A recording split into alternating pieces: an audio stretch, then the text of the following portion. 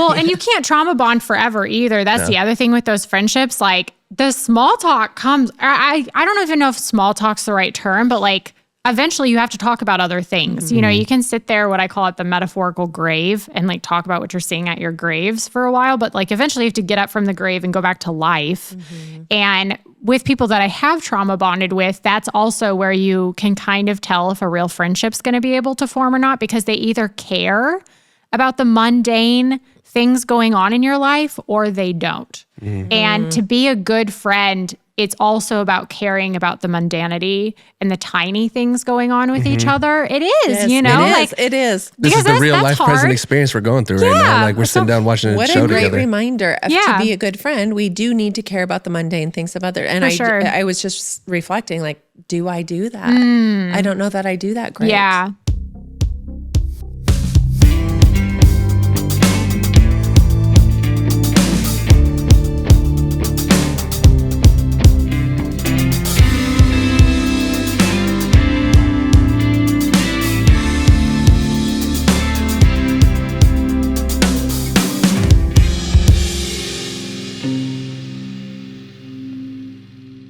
Hey everybody, welcome to Red Ledger. I've got Erin Dorsey with the Red Circle Project and Tyler Bell joining me today.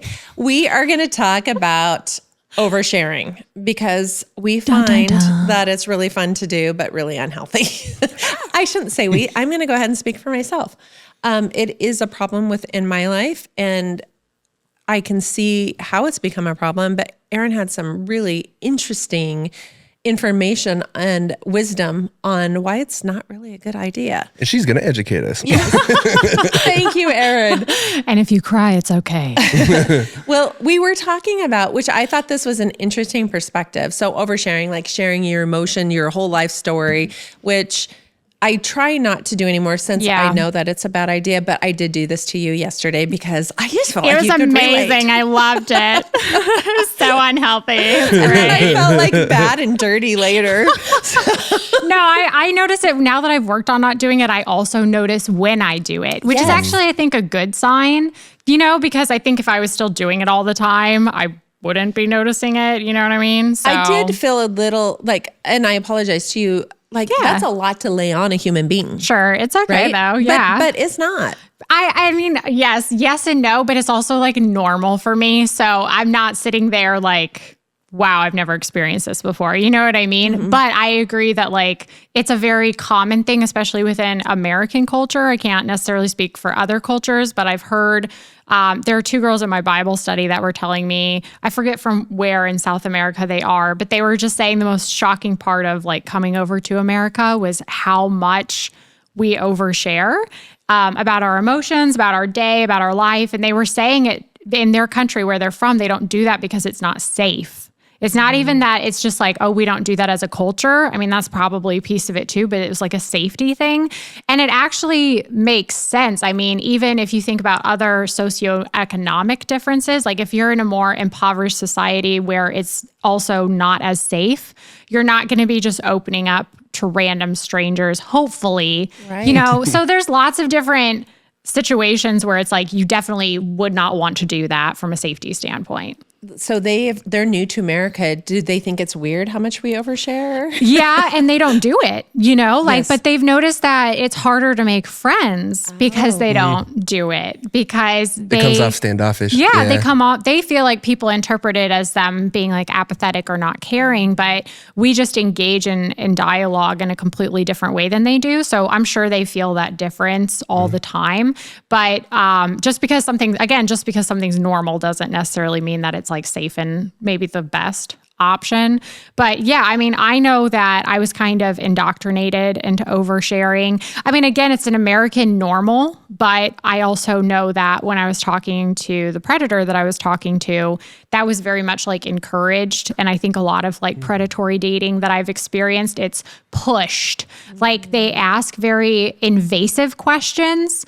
They try to assess my vulnerabilities very early on. Like now that I'm more aware of it and I've gone on dates where it's happening, I notice it more where the questions that they're asking me, I'm like, that's very inappropriate to actually be asking me that on a first date. Like that's none of your business. You know what I mean? You should be feeling weird about asking that question. I shouldn't be feeling weird about not answering it.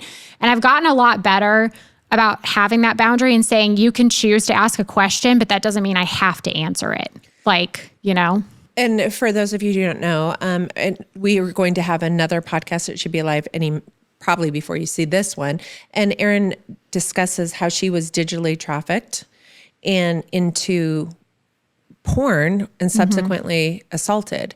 So part of the oversharing conversation that we had is, I think it happens a lot in people who have been through a situation or trauma, right? And you can almost see where this is a great tool for the narcissist or the sociopath or the psychopath, which they are amongst us. Yeah. Who don't mind exploiting us, but they need to, so they can find your vulnerabilities and your weakness so they can exploit them. And they're looking for indicators and tells, behavioral tells. And the greatest behavioral tell is me asking you a question that's inappropriate and you have no problem answering it. You know, like, and not only do you share, if you think about yourself like a house, you know, like, let's say there's house burglars out there and you're a house. They're trying to figure out how to get inside your house, which is essentially like your mind. And they're going to be casing that house, looking for what windows are kind of loose to crawl through. Maybe if there isn't a security system in place, things like that. Well, can you imagine if this person like walked up to your door and knocked on it and said, hey, can you tell me what's wrong with just some random stranger who you don't know at all, just starts asking you all these questions about your house. You know what I mean? Like, what's wrong with your windows? Do you have windows that have issues? You know, all these things, you'd be like, why are you asking me all this stuff about my house? Because we're protective of the objects that we own, but we're not normally protective of ourselves if we come through abuse and stuff like that. So just looking at it from that standpoint, I think it's very similar.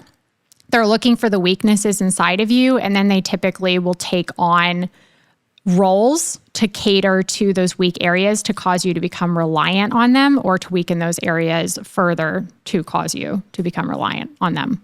I'm curious, is it like a subconscious behavior of that, or is it a conniving thing that they know that they're doing? I have two theories about this. One is through child development. You know, if children learn how to be manipulative at like a very young age. And if you learn those skills and then no one combats those skills, you only become better and better and better and better at them. So I understand that piece of the child development, like that aspect to it. I personally also think some of this is spiritually given to us because there's no like predator school, there's no predator class, and yet they all, I think one reason my videos resonate with people is because it's literally the same patterns and the same steps being taken every single time. And that's almost weird. You know what I mean? Yeah. So, yeah. So your girlfriend or fiance is from Romania. Yeah. And she's really good about not oversharing and not just going in. And I think that irritated her maybe even about me when we first met, because I'm just I overshare, over apologize, I over everything. Yeah. When you guys first met. Yeah. And Well, I get that from you. Apologies. But she is also from a different culture, and her family is, even though she lives here in the US, she's very surrounded by the Romanian culture. Yeah, yeah. And they are very private in that way. Yeah, it's interesting. So like, I didn't know what it was like to be around like a foreign culture like that. It's like my big Greek wedding a little bit, my big fake Greek wedding. Oh, cool. So like during like the engagement party, you can kind of really see like who was there and how they operate. And it's very, sometimes it comes off as standoffish to me, who is very like, you know what I mean? Here's my whole life and every dirty, dark secret you could hear. You know what I mean? I think I'm just being vulnerable and authentic, and we're going to be friends now. Yeah, I'm better at it now. But I apparently am not. How do you see them connect conversationally? Did you notice a pattern at all at how they approached conversations? I feel like it's very just cordial and appropriate, and I think it takes a long time for them to like feel comfortable to open up about certain things. Sure. But I do think that there might be a level that it might not be that they're opening up enough about certain things as well. So I think it is like a balance and a dance. Do you, so we just went to your engagement party and there were only a couple Americans there. Yeah. Us. And and it was pretty cool though. What was interesting about it to me is their honesty. And we talked about this last night, is I said, to her mother, I said, were you okay that, she's marrying an American? And she said, well, we would have preferred he, was Romanian, but we love Tyler, which I love. Yeah. Like, it wasn't like, everyone's so super offended these days, that might be, but I kind of did love that she's just, the honest, there's an honest abruptness that I kind of dig, where she's not going to dance around the situation. This is what it is. I'm not going to make it all pretty for you. Yeah, I do see they're pretty direct people. Yes, for the most part, that. I don't know. Not everything is about gender, but have you experienced oversharing work to your detriment at all? Yeah. You have, So when I was working at a restaurant, it was just natural for me to do it. I was, dating people that I was working with, or I didn't understand about like my past experiences that were probably a little more intimate that I shouldn't be sharing. And my quick telltale sign was like, oh, they're uncomfortable, and I'm kind of confused why.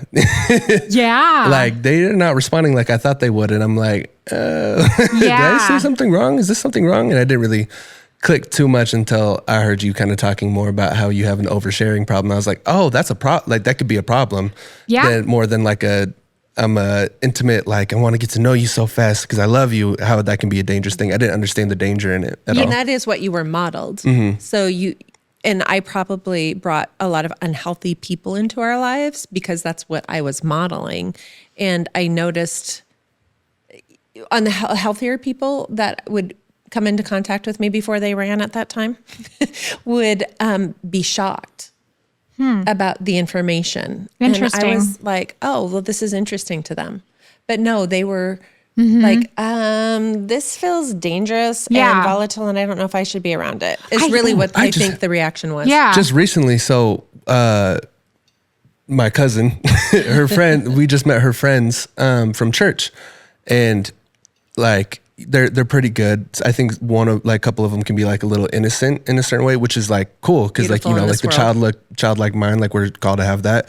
But I noticed that like I can be a little more, say, have a little bit of character in a certain way that comes off probably as a little inappropriate. I think I swear sometimes, or I've lived a certain life beforehand that maybe they weren't entirely privy to, that, I opened up probably a little too quickly about that life that I have lived beforehand. And I could tell that they were like, oh, for real? Like you did that? For healthier people, that's like a red flag. Yeah. For me, I was like, maybe if I'm honest, it might help them feel comfortable and have better understanding of where I'm at, which kind of did, but maybe in a part where, nobody can really see the full of you, like when they first meet you, Yeah. But for me, it's kind of like, I'm throwing my hands up just so you can feel safe. You know what I mean? I'm letting you know so you feel safe. Right. Trauma bonding was also so normal for me. I only really knew, at least with women, I only knew how to connect and form friendships through trauma bonding. So like if we aren't oversharing and giving away our deepest, darkest secrets to each other, I don't know what else to talk to you about. Like I didn't have any cultivated muscle for small talk or for how to talk about anything else other than like trauma and the deep, dark secrets, So that was another piece of it where, and the main thing about that, I mean, I think it's obvious why trauma bonding isn't super healthy, but the other reason is because like, I would give all these things away to someone without really knowing them. And then if we had a fight and they chose after that fight to not still be my friend, it was heartbreaking for me, to be like, oh, I thought we had connected in this really deep way. And now that's like gone,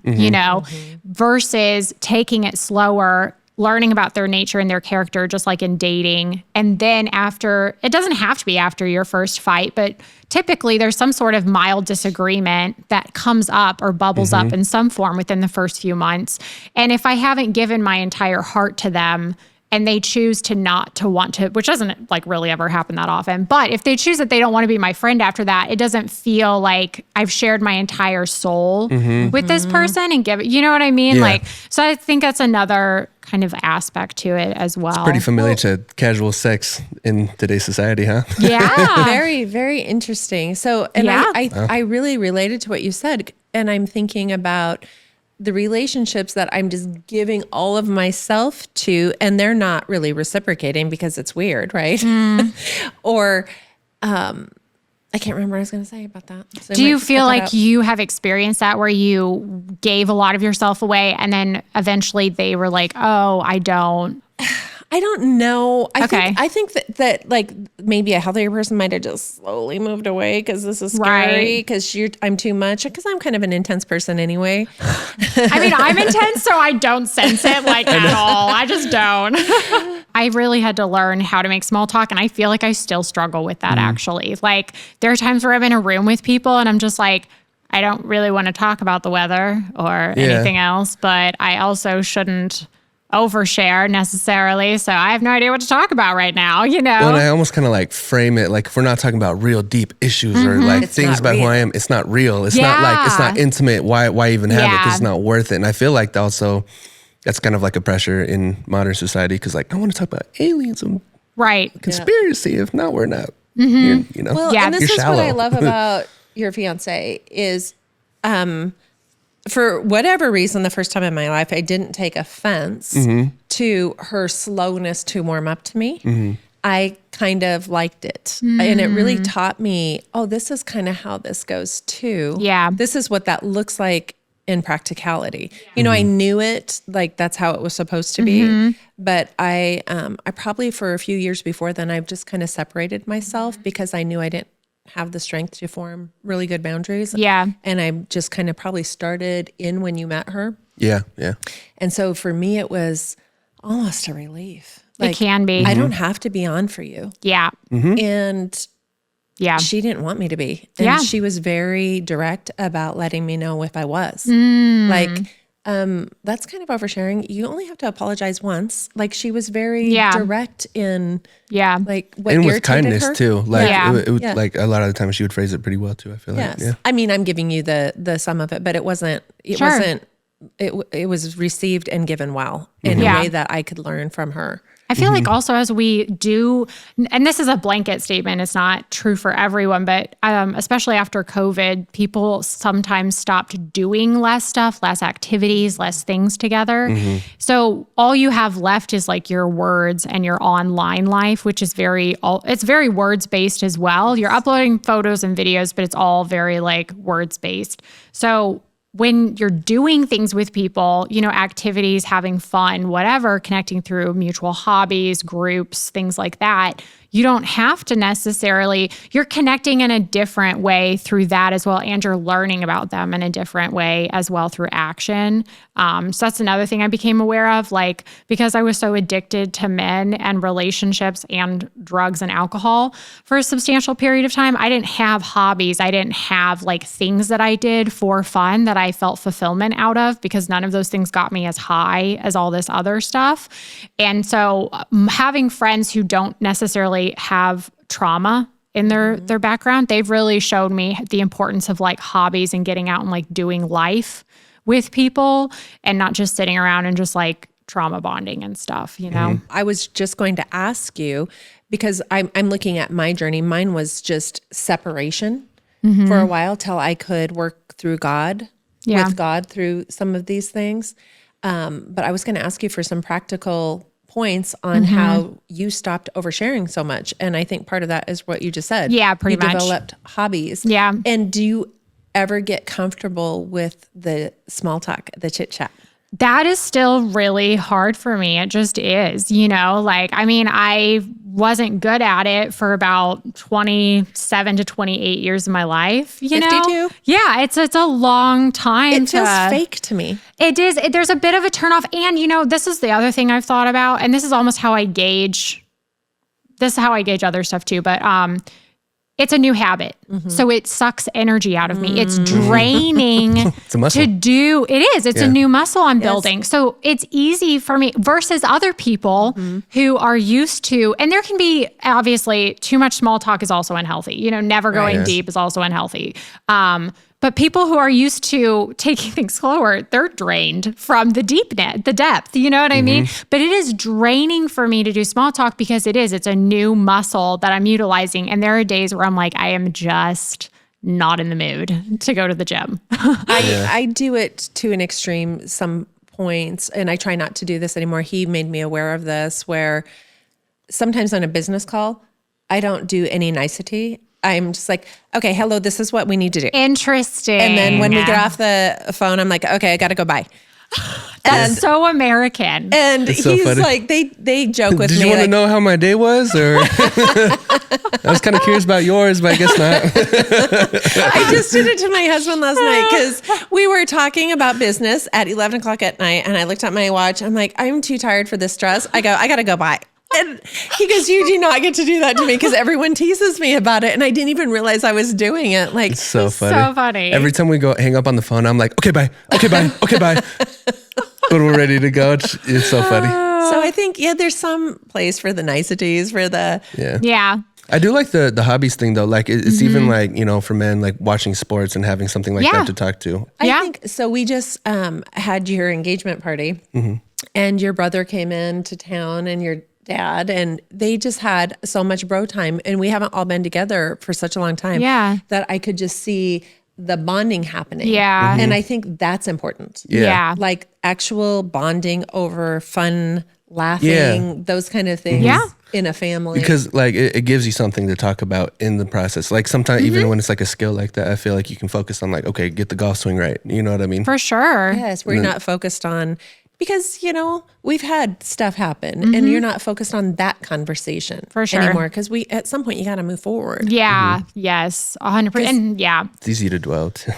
Well, and you can't trauma bond forever either. That's the other thing with those friendships. Like the small talk comes, I don't even know if small talk's the right term, but like eventually you have to talk about other things. You can sit there, what I call it, the metaphorical grave, and like talk about what you're seeing at your graves for a while, but like eventually you have to get up from the grave and go back to life.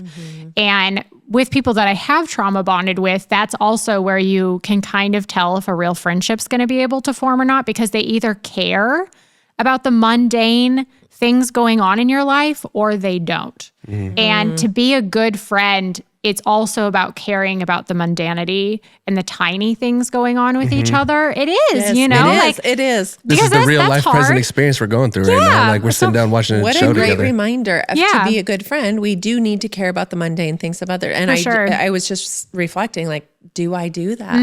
I don't know that I do that great. Yeah. So many of my friends are moms. Their hard day is I had to change a bunch of diapers. I didn't get to really speak English with adults all day long. You know what I mean? Like it wouldn't sound crazy, horrible, and dramatic and exciting as a story, but like they need to talk to someone about that. And also just to chit chat, like just to talk about your day with someone. So yeah, that's something I've become more intentional about because I didn't care for a long time. Like I didn't. Creating space for that. Yeah. What I learned from this is we need to be better friends and listen to people. And maybe not so harsh on the phone, on and off the phone. And just you. have more activities. Ask me how my day was. Maybe, and have more activities. Yeah. Yeah. And yes, because you're right. The trauma bonding is what it is. Yeah. And you want somebody to bond with you and relate to you. And I think Sure. I may have participated in that yesterday. Should I say participate? That was trying to take the weight off me. We were both doing it. I was trying to take the weight off me. Yeah. And you can get a little bit of a buzz from it. You know what I mean? I'm just saying, like when you're sharing like deep information like that, like I like learning. I like learning about people. You know what I mean? I like processing things. Like, I'm not even saying this is necessarily a bad thing. I just mean, like, obviously that feels more stimulating sometimes than the mundane aspects that, But was it even that bad though? Like it could have been just so. like a conversation that was just like we got there because that's just the topics that we're interested in together for sure. and what we Yes. focus on talking about, and we have that in common. And right? to take the weight off us a little bit, we were having this discussion about our lives, sure. about how we got to this place with being assaulted by a man. Yeah. Yeah. And a lot of it and you did say this well yesterday, you can't raise the perfect child in the perfect house and do the perfect thing. No. But we did have some interesting similarities that, I don't know, was exciting to me because I rarely meet people in my real life 100%. that have such similar backgrounds. And I think now, I think this is also the main point I would make. now if I choose to overshare, it's a choice. Yes. It's not this unconscious habit that I have where I'm just doing it all the time, not aware of how it's potentially a safety issue. I chose to have those conversations with you yesterday. Yes. I was aware of what I was doing. I don't even think it was necessarily a bad thing. And I chose to do it. I was aware and I chose. You know what I mean? Not. Oh, okay. And I was just so excited.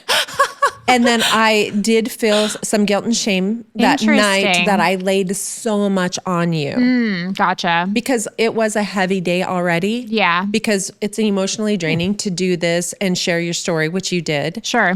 And then I was thinking, oh my goodness. And then I laid that on top of that, which it just brings up stuff when you share Sure. those intimate parts of your life. Sure. Yeah. So That's fair. Apologies. It's all right. But I do love you.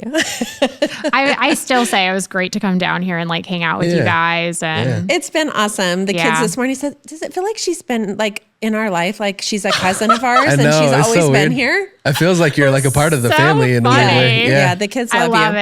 it. Yeah. We love you. But anyway, thank you. Maybe because we all overshared. I mean, maybe. I don't know. Maybe but I guess we it's trauma great. bonded. Yeah. It worked. It worked. You're And now one we're of going us to get now. really good at the chit chat. Football. Sorry. And I think there's more, but I do like the idea of activities, and I think people should try to incorporate that. And, Yeah. And also maybe my suggestion to you is if you are oversharing and vomiting all the personal details of all of your trauma and your life, maybe look into why you might be doing Correct. Yeah. Just learning more about yourself, and like, is this something you do all the time? Do you feel like you could utilize and approach conversations differently if you wanted to? If not, do you want to work on that? You know what I mean? Like, just not so much about guilt and shame, that. Right. just looking at yourself and trying to learn about yourself a little bit.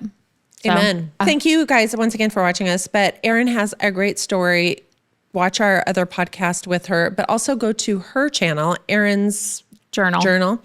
And she shares a lot of her story and her lessons along the way that really are inspiring. I've watched all of it twice. Which is so crazy. And Number one fan. it was good. It's good information. It really is.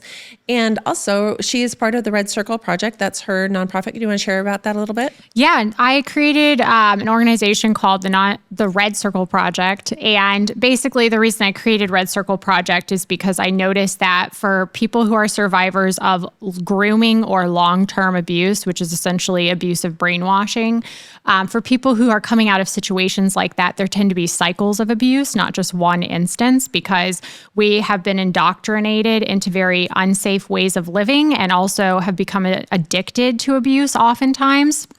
So there's usually multiple relationships, not just one incident. And there's a lot of shame and secretiveness involved in that. So oftentimes survivors aren't talking about that to people. They're trying to hide it. They're trying to pretend that it isn't happening. And the point of Red Circle Project is to try to end those cycles of abuse through education and also just to help relieve those feelings of guilt and shame, because it's unfortunately just very normal. And there is a reason that that's going on. So redcircleproject.com. We look forward to seeing you on the next podcast. I think we have coming up, we're going to talk about porn addiction and how it affects men and women so differently. And basically, we're going to share your story a little bit, though you've already stored it, and your thoughts on how it affects women and your thoughts on how men might be participating in it. Sure. Yeah. Fair? Don't forget to like and subscribe. Thank you. We love it. Bye. See ya.